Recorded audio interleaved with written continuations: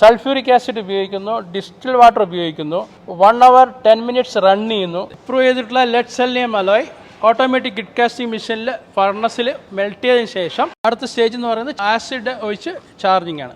ഇതിന് ആസിഡ് ഇതിലേക്ക് നിറയ്ക്കണം.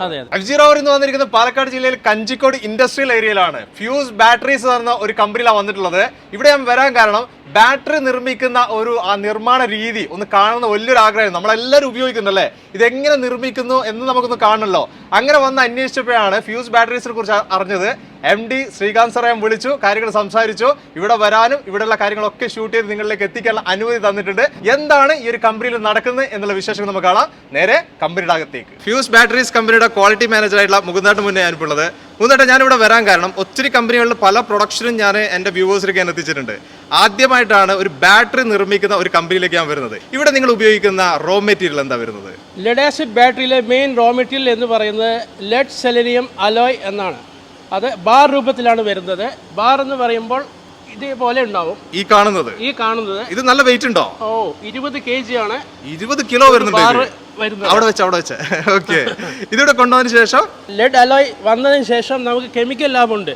കെമിക്കൽ ലാബിൽ അതിന്റെ പാരാമീറ്റേഴ്സ് ചെക്ക് ചെയ്ത് അപ്രൂവ് ചെയ്തതിനു ശേഷം മാത്രമാണ് പ്രൊഡക്ഷനിലേക്ക് കൊടുക്കുന്നത്. ഇത് റോ മെറ്റീരിയൽ വന്ന അത് ഒരു ചെക്കിംഗ് അവിടെ ആദ്യം തന്നെ നടക്കുന്നുണ്ട്. അതെ, കെമിക്കൽ ലാബിൽ ചെക്ക് ചെയ്യുന്നുണ്ട്. ഓക്കെ. അപ്രൂവ് ചെയ്തിട്ടുള്ള lead selenium alloy automatic grid casting മെഷീനിൽ ഫർണസിൽ മെൽറ്റ് ചെയ്തതിന് ശേഷം പമ്പ് ചെയ്ത് അതിന്റെ മോളിലേക്ക് മാറ്റി മോളിൽ ആവശ്യമായ ഷേപ്പിലുള്ള നെഗറ്റീവ് ഗ്രിഡ് പുറത്തേക്ക് വരുന്നു. നെഗറ്റീവ് ഗ്രിഡ് ഉദ്ദേശിക്കുന്നത് ബാറ്ററിന്റെ ഉള്ളിൽ വരുന്ന കാര്യങ്ങളാണ്. അതെ, നെഗറ്റീവ് പ്ലേറ്റ് ഉണ്ടാക്കാൻ വേണ്ടിയിട്ടാണ് നെഗറ്റീവ് ഗ്രിഡ് ഉപയോഗിക്കുന്നത്.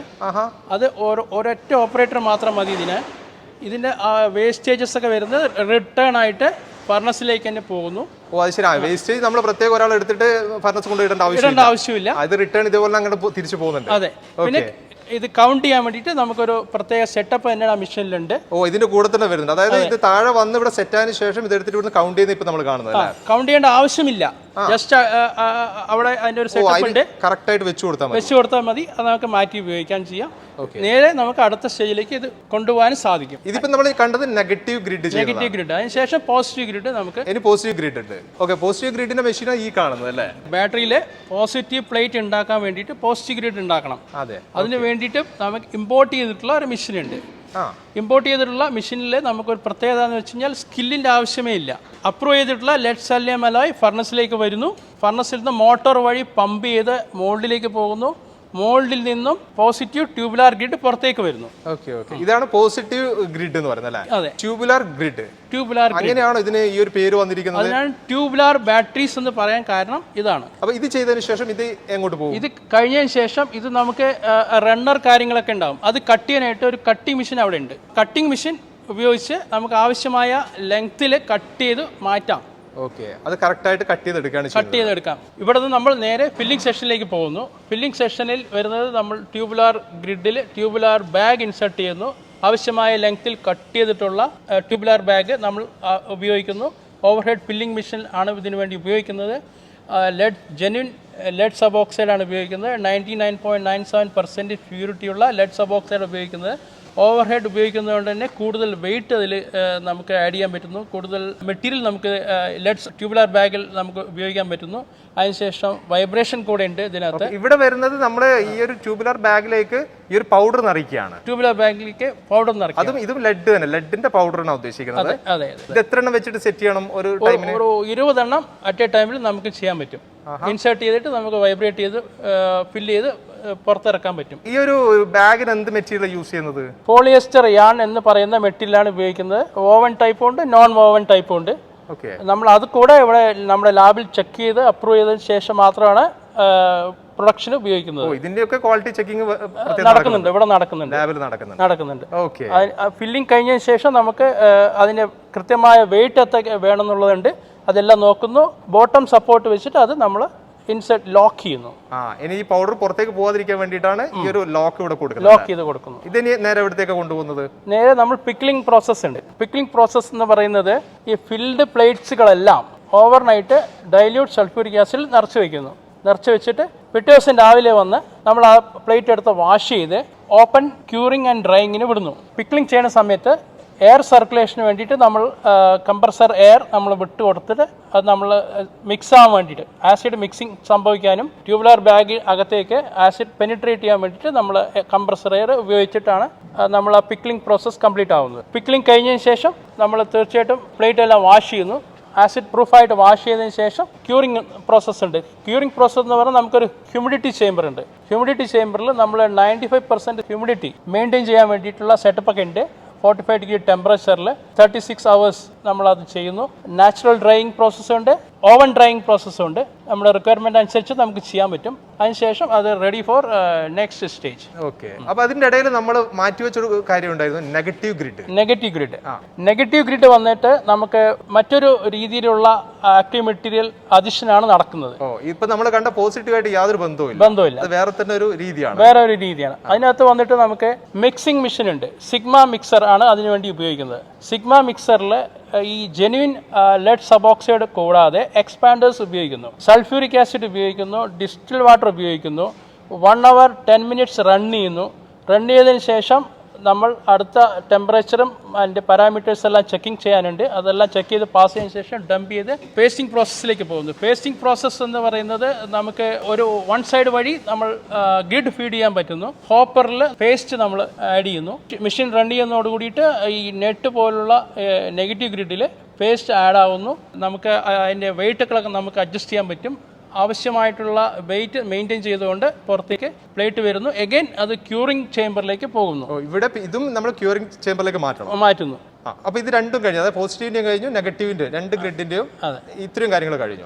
ഇനി ഇത് നേരെ എവിടത്തേക്ക് മാറ്റുന്നു? പോസിറ്റീവ് ഗ്രിഡ് പോസിറ്റീവ് പ്ലേറ്റ് ആയി മാറി, നെഗറ്റീവ് ഗ്രിഡ് നെഗറ്റീവ് പ്ലേറ്റ് ആയി മാറി. ഈ പ്രോസസ് കംപ്ലീറ്റ് ആയതിനു ശേഷം നേരെ ബഫിങ്ങിന് പോവുകയാണ്. ബഫിംഗ് എന്ന് പറഞ്ഞു കഴിഞ്ഞാൽ സൈഡിൽ ലെഗിലൊക്കെ അൺനെസറി എന്തെങ്കിലും പേസ്റ്റോ ഓക്സൈഡ് മെറ്റീരിയലോ എന്തെങ്കിലുമൊക്കെ ഉണ്ടാവും. അതെല്ലാം നമ്മൾ റിമൂവ് ചെയ്യാൻ വേണ്ടിയിട്ട് ബഫിംഗ് പ്രോസസ്സ് ഉണ്ട്. അതിനുശേഷം നേരെ അസംബ്ലി. ബഫ് ചെയ്തതിന് ശേഷം പോസിറ്റീവ് ഗ്രൂപ്പിങ്ങും നെഗറ്റീവ് ഗ്രൂപ്പിങ്ങും സെപ്പറേറ്റ് ആയി ചെയ്യുന്നു. ആ ഗ്രൂപ്പിംഗ് സമയത്ത് നമുക്ക് അതിന് വേണ്ടിയിട്ട് ഗ്രൂപ്പിംഗ് ജിഗ്സ് ഉണ്ട്, ഇന്റർസെൽ കണക്ടേഴ്സും പോൾസും വെച്ചിട്ടാണ് നമ്മൾ ഇത് ഗ്രൂപ്പ് ചെയ്യുന്നത്. ഓക്കെ, ഇതൊക്കെ ടെക്നിക്കൽ വേർഡ്സ് ആയതുകൊണ്ട് എനിക്ക് കുറച്ച് പാടുണ്ട് ഇത് ക്യാച്ച് ചെയ്യാൻ വേണ്ടിയിട്ട്.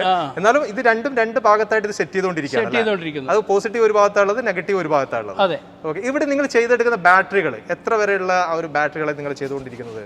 12 വോൾട്ട് 40 AH മുതൽ 12 വോൾട്ട് 240 AH വരെയുള്ള ബാറ്ററികളാണ് ചെയ്യുന്നത്. ഇങ്ങനെ ചെയ്യുന്ന സമയത്ത് സെപ്പറേറ്റ് ആയിട്ടുള്ള ലെങ്ത്, ഓരോ ബാറ്ററിക്കും ഓരോരോ ലെങ്ത്, വിഡ്ത്ത്, തിക്നെസ് വേരിയേഷൻ ഉണ്ടാവും. അതിനനുസരിച്ചിട്ടുള്ള പ്ലേറ്റുകളാണ് നമ്മൾ ഇവിടെ നിർമ്മിക്കുന്നത്, ചെയ്തെടുക്കുന്നത്. ഓക്കെ, അപ്പോൾ ഇവിടെ ഈ ഒരു കാര്യം ഇവിടെ സെറ്റ് ചെയ്തു, ഓൾറെഡി നെഗറ്റീവ് ചെയ്തു, പോസിറ്റീവും ചെയ്തു. അതെ. ഇനി ഇതെവിടത്തേക്ക് എന്താ ഇനി ചെയ്യാൻ പോകുന്നത്? പോസിറ്റീവ് ചെയ്തു, നെഗറ്റീവ് ചെയ്തു. നെഗറ്റീവിൽ സെപ്പറേറ്റർ, പോളിയെത്തിലിൻ സെപ്പറേറ്റർ ഇടുന്നു, ഷോർട്ട് ആവാതിരിക്കാൻ വേണ്ടിയിട്ട്. പോസിറ്റീവ് ഗ്രൂപ്പും നെഗറ്റീവ് ഗ്രൂപ്പും തമ്മിൽ ചേർത്ത് വെക്കേണ്ടതുണ്ട്.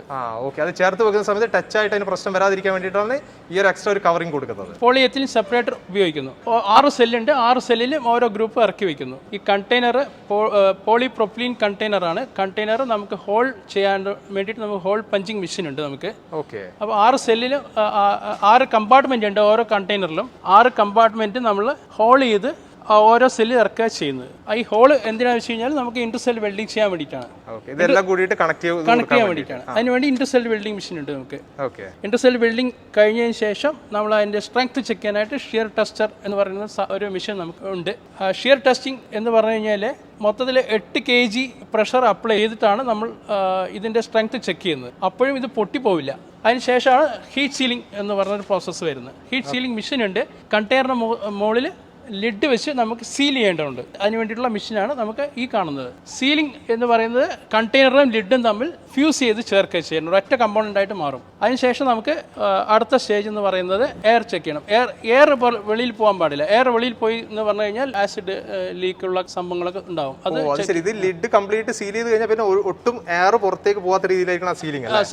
അതെ, അങ്ങനെ അതിന് വേണ്ടിയിട്ട് നമുക്ക് ടെസ്റ്റിംഗ് ആണ് ഇവിടെ നടക്കുന്നത്. അടുത്ത് വന്നിട്ട് നമുക്ക് നമ്പർ പഞ്ച് ചെയ്യും. ഓരോ ബാറ്ററിക്കും ഓരോ സീരിയൽ നമ്പർ ഉണ്ട്. അപ്പോൾ നമ്മൾ ഓരോ ബാറ്ററിയും നമ്മൾ ഓരോ നമ്പർ പഞ്ച് ചെയ്യാൻ വേണ്ടി കമ്പ്യൂട്ടറൈസ്ഡ് നമ്പർ പഞ്ചിങ് മെഷീൻ നമുക്ക് ഇവിടെ ഉണ്ട്. എൻഗ്രേവിംഗ് മെഷീൻ ആണ്. നമ്മൾ അതിൽ പ്രോഗ്രാം സെറ്റ് ചെയ്ത് കഴിഞ്ഞാൽ അതിനനുസരിച്ച് നമ്പർ ഇതിന് മേലെ എൻഗ്രേവ് ചെയ്ത് വരും. ഇനി ടെർമിനൽ ഫിക്സ് ചെയ്യണം. ടെർമിനൽ ഫിക്സ് ചെയ്യുന്നത് ഈ രീതിയിലാണ്. മേലെയുള്ളത് ഒന്ന് പോസിറ്റീവ് ഒന്ന് നെഗറ്റീവ് ആയിട്ടുള്ള ടെർമിനൽ നമ്മൾ ഫ്യൂസ് ചെയ്ത് ചേർക്കുന്നു. ബാറ്ററി അടുത്ത സ്റ്റേജിലേക്ക് പോകുന്നു. ഇത് നമ്മളിവിടെ വെൽഡ് ചെയ്തിട്ടാണ് ഇതിനെ ഫിറ്റ് ചെയ്ത് വെക്കുന്നത്. ഫിറ്റ് ചെയ്ത് അതും എല്ലാം ലെഡ് അലോയ് സെയിം മെറ്റീരിയൽ ആണ്. ബാറ്ററിക്ക് ആവശ്യമായിട്ടുള്ള പോൾസ്, ടെർമിനൽസ്, ഇന്റർസെൽ കണ്ടക്ടേഴ്സ് എല്ലാം ഇൻഹൗസ് ആയിട്ട് നിർമ്മിക്കുന്നതാണ്. നിങ്ങൾ ഇവിടെ തന്നെ ഇതൊക്കെ നിർമ്മിച്ചിട്ടുണ്ട്? അതെ അതെ. ഇതൊന്നും പുറത്തുനിന്ന് പർച്ചേസ് ചെയ്യേണ്ട ആവശ്യമില്ല. അത് ശരി. ഓക്കെ. അടുത്ത സ്റ്റേജ് എന്ന് പറയുന്നത് ആസിഡ് ഒഴിച്ച് ചാർജിങ് ആണ്. ഇതിന് ആസിഡ് ഇതിലേക്ക് നിറയ്ക്കണം. അതെ അതെ. ചാർജിങ് സെഷൻ എന്ന് പറഞ്ഞു കഴിഞ്ഞാൽ ബാറ്ററി നിരത്തി വെച്ച് ആസിഡ് ഫില്ല് ചെയ്യുന്നു. നിശ്ചിത സ്പെസിഫിക് ഗ്രാവിറ്റി ഉള്ള ഡൈല്യൂട്ട് സൾഫ്യൂരിക് ആസിഡ് വെച്ച് ചാർജ് ചെയ്യുന്നു. കണ്ടുകൊണ്ടിരിക്കുന്നത്. അപ്പൊ നമ്മുടെ ചാർജർ പ്രത്യേകത എന്ന് പറഞ്ഞു കഴിഞ്ഞാൽ ചാർജിങ് ചെയ്യാൻ പറ്റും, ഡിസ്ചാർജിങ് ചെയ്യാൻ പറ്റും. ഫുൾ ക്വാണ്ടിറ്റി ഒരു ലൈനിൽ എത്ര ബാറ്ററി വെച്ചിട്ടുണ്ടോ അത്രയും ബാറ്ററി നമുക്ക് അറ്റ് എ ടൈം നമുക്ക് ആവശ്യമുള്ള സമയത്ത് ചാർജ് ചെയ്യാൻ പറ്റും, ഡിസ്ചാർജ് ചെയ്യാൻ പറ്റും. അപ്രോക്സിമേറ്റ്ലി 5 to 6 ഡേയ്സിൽ ഓരോ ലൈനിലും നമുക്ക് ഇറക്കാൻ പറ്റും. ചാർജിങ് കംപ്ലീറ്റ് ആയതിനു ശേഷം ബാറ്ററി നമ്മൾ സോപ്പയിലിട്ട് വാഷ് ചെയ്ത് പാക്കിംഗ് സെഷനിലേക്ക് കൊടുക്കുന്നു. പാക്കിംഗ് സെഷനിൽ പോയതിനു ശേഷം ഏത് ഏജ് ആണോ ആവശ്യമുള്ളത് അതിനനുസരിച്ച് ഓർഡർ അനുസരിച്ച് നമ്മളത് കൊടുക്കുന്നു. അതിന് കംപ്ലീറ്റ് ബാറ്ററീസും 100% ബാറ്ററീസും ടെസ്റ്റ് ചെയ്തതിന് ശേഷം മാത്രമാണ് ഡെസ്പാച്ച് നടക്കുക. ഓക്കെ. പല സ്ഥലങ്ങളിലായിട്ട് ഈ പറയുന്ന ക്വാളിറ്റി ചെക്കിങ്ങും ഒക്കെ കഴിഞ്ഞിട്ടാണ് ലാസ്റ്റ് നമുക്ക് ഈ ഒരു ബാറ്ററി ഒരു ഡെസ്പാച്ചിലേക്ക് അല്ലെങ്കിൽ പാക്കിംഗ് സെക്ഷനിലേക്ക് വരുന്നത്. ഓക്കെ. അപ്പൊ ഇവിടെ വന്നു നേരെ പാക്ക് ചെയ്ത് എല്ലാം ഒട്ടിക്കേണ്ട സ്റ്റിക്കറൊക്കെ ഒട്ടിക്കാണ് അല്ലേ?